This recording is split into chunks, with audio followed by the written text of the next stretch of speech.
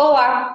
No Conexão OAB de hoje, gravado em março, mês das mulheres, a gente fala de um assunto que tem efeito direto na vida de muitas mulheres, mas pode ser que nem todo mundo tenha ouvido falar ou saiba direito do que ele trata. A gente vai falar de alienação parental hoje com a advogada Raíssa Blumer, que é especialista no direito da mulher e direito da família. Então, muito obrigada, Raíssa, por estar aqui com a gente nesse mês tão importante para as mulheres, né?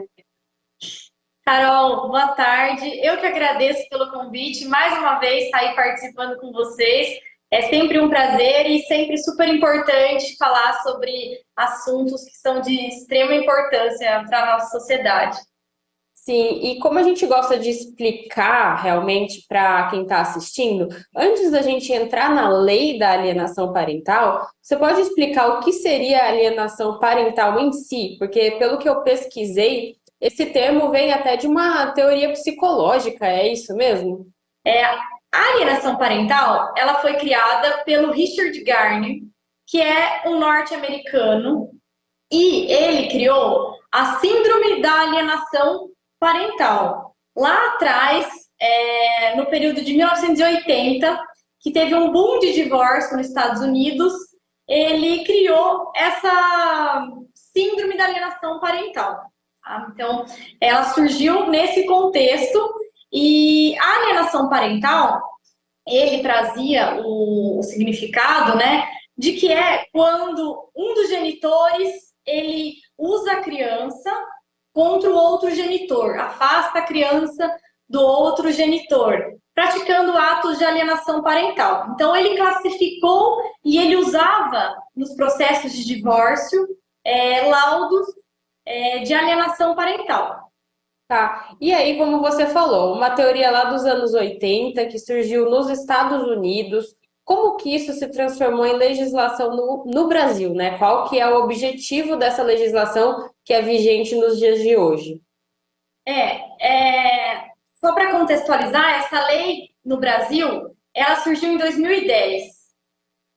Se a gente for parar para pensar, 2 anos depois da Lei Maria da Penha, né? Então, aí já tem algo que a gente fica meio, por que essa lei foi criada? E a criação da lei, que é algo que traz aí uma série de dúvidas. Por quê? A lei, ela foi criada em 18 meses, algo assim muito rápido comparado à criação de outras leis. E na criação dessa lei, não participou nenhum grupo de mulheres. Quem fez a proposta da lei foi uma associação de pais, então, que a maioria eram homens. O Conselho de Psicologia foi o único conselho que participou, foi contra a criação da lei.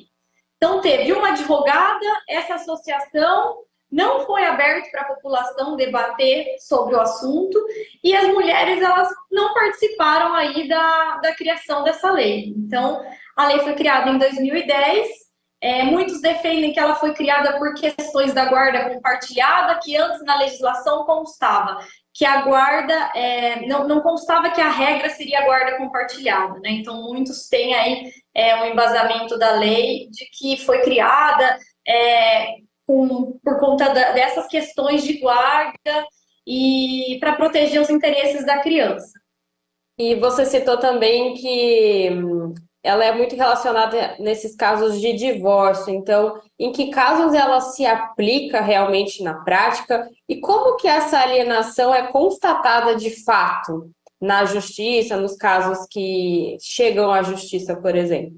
A lei de alienação parental, ela é aplicada em muitos casos nos processos de divórcio, né? Em que se discute a guarda e existem situações que acontecem a alienação parental, então trazem esse assunto à tona. Mas também a gente tem algumas situações que são em casos de envolvendo violência doméstica, por exemplo, em que a mulher vítima de violência vai, faz um boletim de ocorrência e aí o agressor ele vem e entra no processo de alienação falando, olha, ela só fez o BO, só pediu a protetiva para me afastar do meu filho.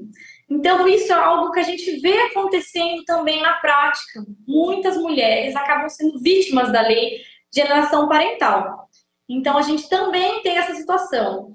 Mas a lei, ela está presente em casos em que acontecem situações que eu falei, né?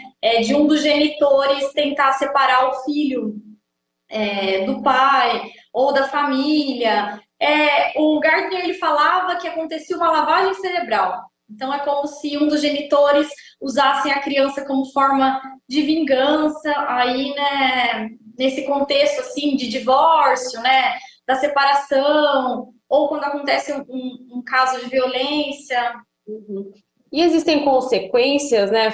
Considerando que é uma legislação, consequências para quem é acusado de alienação, de alguma forma essa alienação é constatada, inclusive ainda fica essa dúvida no ar, como que é de fato constatada essa alienação? A criança passa por uma avaliação, por exemplo, durante o processo? Sim, nesses casos que envolvem alienação, o ideal é que seja feito um laudo, tá? Então, para provar a alienação, isso tem três tipos. Então, tem a prova testemunhal, a prova documental e a prova pericial. Tudo isso pode servir aí de fundamento para entrar com essa ação de alienação, né? O ideal é que exista uma avaliação psicológica, que exista um laudo.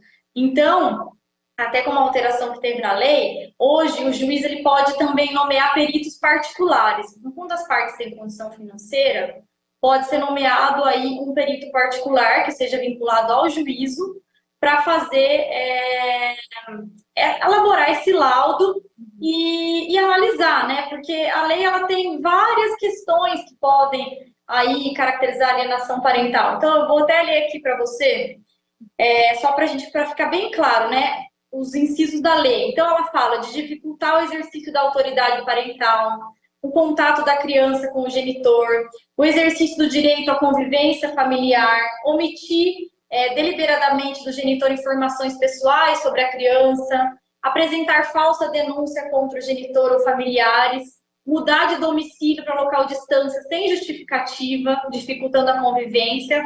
Então, tudo isso aí está previsto na lei de alienação. Então, no momento que isso chega para o juiz, o ideal é que primeiro ele marque uma audiência para fazer uma advertência às partes, né? Muitas vezes pode resolver aí. É complicado você judicializar algumas questões, né? Um processo de alienação ele pode durar anos. E aí, enquanto está durando esse processo, quem sai prejudicado é a criança. Ou muitas vezes a mulher, né? Depois a gente vai entrar, né, nessa questão aí que são as críticas com relação à lei, né? Mas a constatação, assim, ela é feita dessa forma. E o judiciário, agora pensando na parte prática, como que ele vem tratando esses casos que envolvem a alienação parental? Eu até cito um caso famoso e recente que ocorreu com a apresentadora Ana Hickman, que também foi acusada de alienação parental. Então, é um exemplo de como esses casos ocorrem, como que é a praxe, né? O caso da Ana Hickman, né, que sofreu violência doméstica em novembro do ano passado, e todo mundo tomou conhecimento, até porque não foi ela que quis, mas por ela ser uma pessoa pública, o fato dela ter ido no hospital para ter o primeiro atendimento depois da violência, né, tornou aí o caso público e teve a repercussão que teve. Então, se a gente analisar o caso da Ana Hickman, a gente percebe que uma mulher que foi vítima de violência, aparentemente já sofria violência há mais tempo, não só física, mas pelas coisas que ela contou até na entrevista que ela deu, uma violência psicológica muito grave, falava coisas absurdas, né? Até tem vídeos de cortes de vídeos que acho que ela gravava no próprio Instagram dela, dele sendo extremamente estúpido com ela e já dando indícios de uma certa violência. E aí a gente tem esse cenário de que quando a mulher cansa, né, porque ela foi agredida praticamente na frente do filho dela, e resolve tomar uma providência, registrar um boletim de ocorrência, dá um tempo, o que o agressor faz? Ele vem e fala, olha, estou sendo vítima, né, meu filho está sendo vítima de alienação parental. Eu estou sofrendo com alienação parental, ela está aí proibindo o meu contato. E aí a gente tem que recentemente, acho que foi em janeiro desse ano, que ele fez uma denúncia da Ana Hickman para a Corte Interamericana de Direitos Humanos, falando que tinha sido feito um combinado de que ele ficaria um período de férias, de 3 a 10 de janeiro ele ficaria com o filho, e quando chegou no período, ela não entregou a criança. Ela precisou vir a público, os advogados dela, a equipe precisou precisou vir falar, não foi bem assim, foi feito um acordo mútuo entre os advogados, mudando esse período para 9/1 a 17/1, né? Então, eles só mudaram a data. Mas aí, o que ele faz? O que eles fazem? Isso, assim, eu não tenho uma estatística, porque ainda não tenho, eu até fiz uma pesquisa. Mas a lei da alienação parental, ela é usada em muitos casos que envolvem violência doméstica. Por quê? Porque é uma forma de ameaçar, é uma forma de coagir, porque a lei, ela traz algumas sanções, que uma delas é a alternância de guarda, se for constatada a alienação parental. Então, ela é muito usada dessa forma para acabar chantageando aí essa mulher, e principalmente em processos de divórcio. Então, muitas mulheres, elas abrem mão ao patrimônio no divórcio, elas não denunciam uma violência porque elas são ameaçadas constantemente com a lei da alienação parental. E o caso da Ana Hickman é esse. Tanto que eu vi uma notícia que saiu recentemente de que faz 5 semanas que ele não vai ver o filho, ou seja, que ele não está cumprindo com o dever dele aí de convivência, né? Ele não está indo atrás do filho. Então, ele estaria praticando uma autoalienação? Eu nem sei dizer para você se existe, né, a classificação da autoalienação parental, mas se a gente observar o caso dele aí da Ana Hickman, claramente ele está fazendo uma forma de tentar prejudicação, usando a lei da alienação parental. Sim, esses casos ajudam a gente a entrar no debate sobre esse tema da alienação, que são os pontos positivos, pontos negativos dessa lei na prática, inclusive trazendo pessoas que defendem, pessoas que não defendem essa lei, que é uma lei que, como você falou, está aí desde acho que 2010, né? E está suscitando esses debates, inclusive sobre a revogação da lei. Então, já vou perguntar 2 coisas ao mesmo tempo, né? Sobre esse debate, sobre os pontos positivos e negativos, e como que isso tem sido tratado hoje em dia, inclusive com alguns projetos apresentados no Congresso para revogar ou, às vezes, melhorar essa legislação. Como que tem sido essa discussão pública sobre esse assunto? Bom, o ponto positivo da lei que a gente escuta é que a lei, ela visa proteger a criança para que seja mantido o vínculo, um convívio igual entre ambos os genitores. Então, os pontos positivos que a gente vê da defesa são esses, que tem que revogar a lei da alienação parental. Quem vai ser prejudicada é a criança, porque a lei visa aí garantir que a criança tenha o convívio com ambos os pais, né? Então, assim, o ponto positivo que os defensores têm são eles. Só que, paralelo a esses pontos positivos, a gente tem um contexto da lei que, se a gente parar para pensar como surgiu essa alienação parental, é aí que entra a maior problemática do meu ponto de vista. Por quê? Richard Gardner foi um médico militar, tá? Que atendia, assim, os principais pacientes dele eram militares que voltavam da guerra e estavam, muitas vezes, não estavam bem psicologicamente. A gente sabe que existe uma história de militares que passam, né, por contexto de guerra, e alguns desses militares que ele atendia tinham agredido as mulheres. E aí ele precisou criar uma teoria para defender os pacientes dele nos tribunais. E aí que ele criou a síndrome da alienação parental. E se a gente for olhar essa síndrome, né, é uma teoria extremamente misógina, sexista, criada para desacreditar as mulheres nos tribunais. Então, assim, e o contexto é horrível, porque a história dele, enquanto médico, ele era um médico ativista da pedofilia. Se a gente pegar entrevistas dele, tem frases dele defendendo. Então, assim, essa síndrome da alienação também foi usada para defender pedófilos. Para falar, olha, não, ele não tem nada disso, é só a mulher quer afastar o filho da mãe. Então, a lei, ela tem esse viés, atacando a mulher. Não tem como falar que não, porque a origem dela, a origem dessa síndrome de alienação parental, ela veio através do Gardner, que tem esse histórico. Então, assim, é muito complicado, e a gente vê que a lei, ela é usada muito nesses casos. E aí, um dos incisos da lei, ela fala que praticar alienação parental também é quando você faz uma denúncia falsa sobre um dos genitores. E aí a gente gente entra numa questão de abuso sexual infantil, certo? E isso não sou eu que estou falando, mas o Fórum de Segurança Pública, no anuário, todo ano a gente vê que os maiores casos de abuso sexual infantil são dentro de casa. E são praticados por pessoas próximas. Então, é um pai, é um tio, é um avô.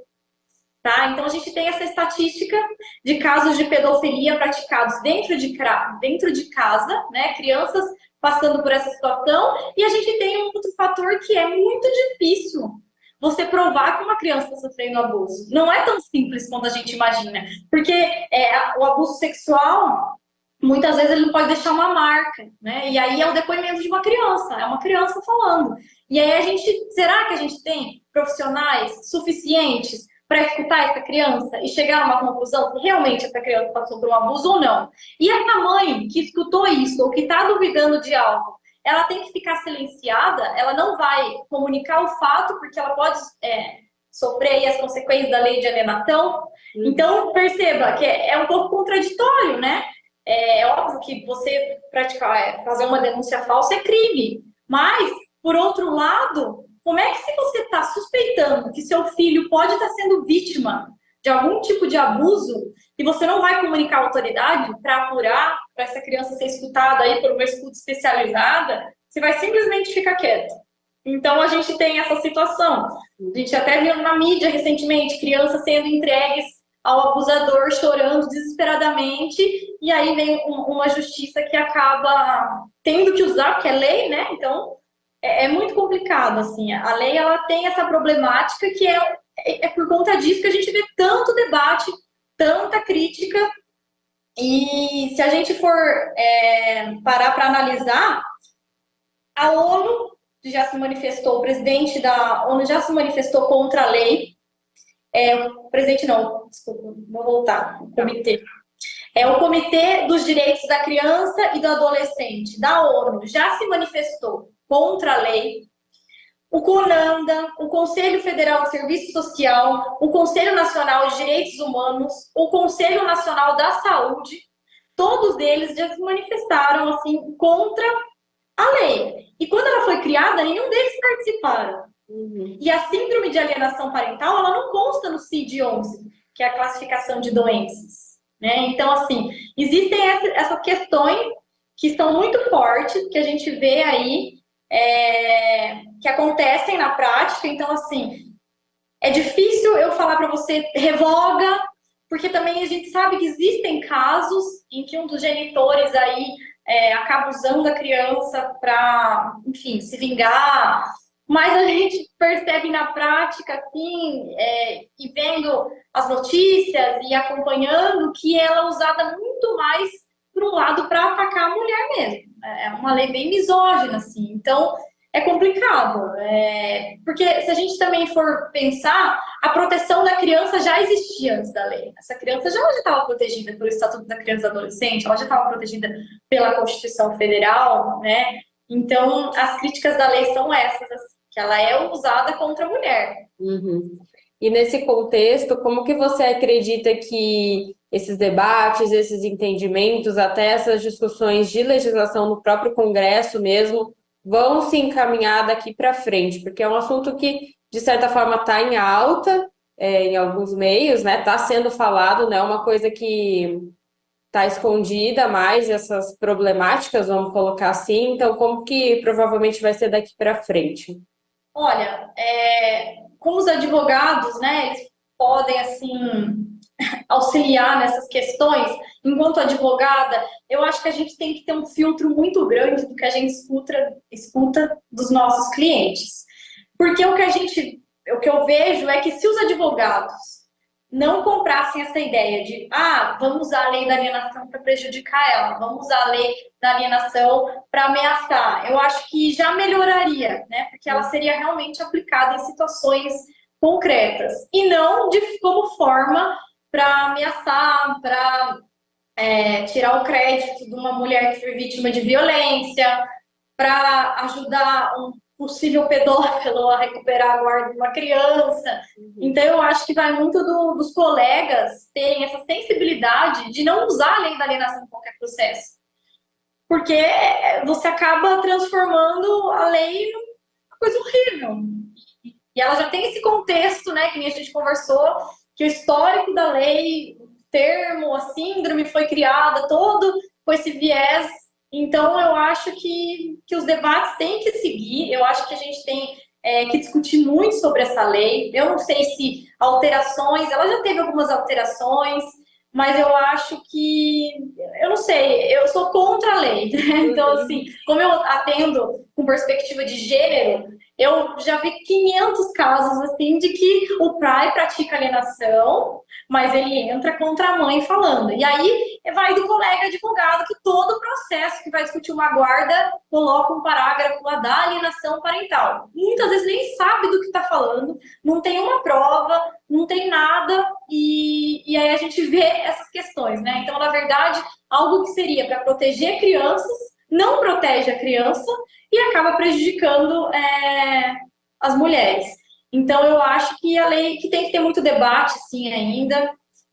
Não sei se revogar a lei, se alterar a lei, mudar o nome, que já ajudaria muito, né? A gente vê defensores falando que a lei não remete à alienação parental, mas a lei remete. Tem partes da lei que cita a expressão alienação parental, embora não fale em síndrome, a gente tem aí. Então, existe esse contexto e eu acho que tem que ter muito debate mesmo, diferente do que deveria ter acontecido, na verdade, diferente do que foi feito lá atrás, que deveria ter acontecido. Então, quando foi criar a lei, por que ela foi criada em 18 meses? Por que não levou todas as pessoas que fazem parte das organizações, né, que tem que debater, o CONANDA, o Conselho dos Direitos das Crianças e Adolescentes, enfim, dos direitos humanos, por que todo esse pessoal não participou lá atrás da criação da lei? Então, acho que realmente agora é a hora de se discutir. Precisa dessa lei? Não sei. Eu tenho uma certa crítica. Sim. E agora, para a gente terminar, e pensando que a gente está no mês das mulheres, alguma dica, algum recado, né, para mulheres, como você falou, né, elas são muito afetadas, às vezes, por essa lei, você mesmo atende muitas mulheres nesse sentido. Então, como os advogados podem auxiliar essas mulheres que estão sendo acusadas de alienação parental, principalmente nos casos que elas estão sendo acusadas injustamente? Então, qual é a dica para essas mulheres? O que elas podem fazer? Como elas podem proteger a elas e aos filhos também? Olha, as minhas clientes, que eu tenho várias que são acusadas de alienação, desde o momento que eu começo a atender elas, o que eu falo? Grava tudo. Tudo. Porque o que eles fazem? Eles não vão buscar a criança, aí eles mandam uma mensagem manipulando, falando, não, você que mudou o horário, ou você que fez isso, por isso que eu não convivo com ele, você não me deixa ver meu filho. Então, o que eu falo? Eu oriento isso. Infelizmente, é terrível para a mulher ver a situação, mas grave tudo, registre tudo por mensagem, tudo que você puder gravar, você registra, para que se um deles entrarem com um processo, né, injusto, no caso que não tem alienação parental, você tenha provas para mostrar, né? Então, assim, sempre que possível, ter uma testemunha perto, tudo isso vai defender você de um processo. Agora, lógico, se essa mulher realmente estiver praticando alienação parental, né, que é perturbar a criança, jogar a criança contra o pai, que o judiciário realize aí, chegue a uma conclusão da melhor forma possível, através de psicólogos, escuta, né, que essa mulher seja divertida, para que ela entenda, né, que não é algo que deve ser feito com uma criança, né? Mas eu acho que é isso. O que eu oriento é isso. É sempre tentar registrar o máximo possível para mostrar que não, que você quer que a criança conviva. Até casos que envolvem violência, eu acho tão complicado, porque você imagina uma criança que viu a mãe sendo vítima de violência. Ela não precisa falar nada, né? Ela não precisa falar. E aí, muitas vezes, ela tem que só explicar por que o papai não pode mais chegar perto da mamãe. Né? E aí, isso é alienação parental. Então, peraí, né? É alienação parental se a criança viu a mãe sendo agredida ou se a mãe teve que explicar. Então, assim, é muito complicado. E aí, o meu conselho é esse: se você estiver passando por uma situação dessa, grave o máximo possível, tire print de conversa, tenha testemunhas perto quando for entregar a criança para estar protegida, né? E também, assim, a gente acho que pode encerrar pedindo para que os genitores nunca usem as crianças, né? Porque criança não é uma moeda de troca, criança não tem que ficar escutando besteira de um dos pais, a não ser em casos realmente reais e que não tem como esconder a situação, mas do contrário, a gente gostaria muito, né, que os adultos respeitassem as crianças, que não precisasse ter criado uma lei para falar, olha, você tem que respeitar o seu filho, enfim, né, para dizer o óbvio. Sim, muito obrigada, Raíssa, por essa entrevista bastante esclarecedora e também trouxe esse debate, né, que também é um papel aqui do Conexão OAB, trazer esses debates de assuntos super atuais para você que está nos acompanhando. Então, obrigada novamente por estar mais uma vez aqui com a gente nesse mês especial, Mês das Mulheres, e obrigado a você que nos acompanhou e se interessou por esse tema. Esse vídeo fica disponível no nosso canal no YouTube e também segue em reprise durante todo o mês e até um pouquinho mais na TV Câmara Botucatu. Então a gente se vê nas próximas oportunidades e até mais.